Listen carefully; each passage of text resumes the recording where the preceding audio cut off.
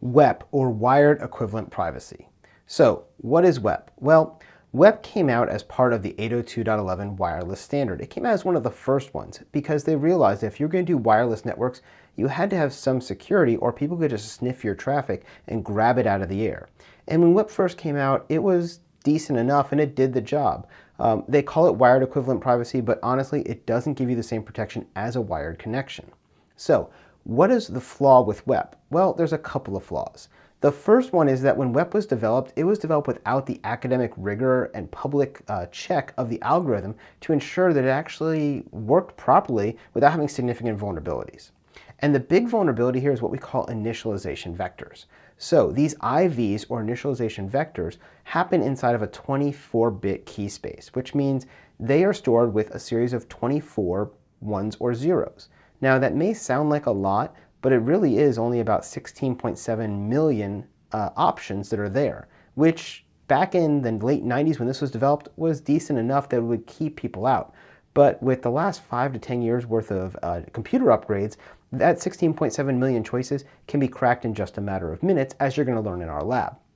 Now, the other thing that WEP uses is what's called the Revest cipher, and that's the RC4, Revest cipher version 4 that it's using. And that uses that for the confidentiality, and it also uses a thing called a cyclic redundancy check, which is a 32-bit redundancy check for its checksum to make sure there's integrity of the data as it passes over the network. Now again, the problem here is that Revest Cipher 4 is kind of an old system, and the key space that it uses for its encryption key is pretty small. So when we start talking about WEP, there's actually 3 varieties that exist. The original one was only 64 bits, which had 64 bits of ones or zeros, which should give you enough protection, except computers got faster and they could crack it now. So that only gave you a 40-bit key size when you started dealing with 64-bit WEP. Now, when you dealt with 128-bit WEP encryption, you actually only got a key size of 104 bits. And when you got to 256 bits of WEP encryption, which is the latest standard, you actually get 232-bit key size. But the flaw still remains those initialization vectors. Even if you're using the 256-bit WEP, it still relies on initialization vectors, which only go back to 24 bits, making this a very easy problem to solve for a computer when you start doing cryptanalysis. Now, the programs we're going to use are going to be able to slice through WEP very quickly. On my machine, I've been able to crack any WEP I want within about 5 to 10 minutes without much effort.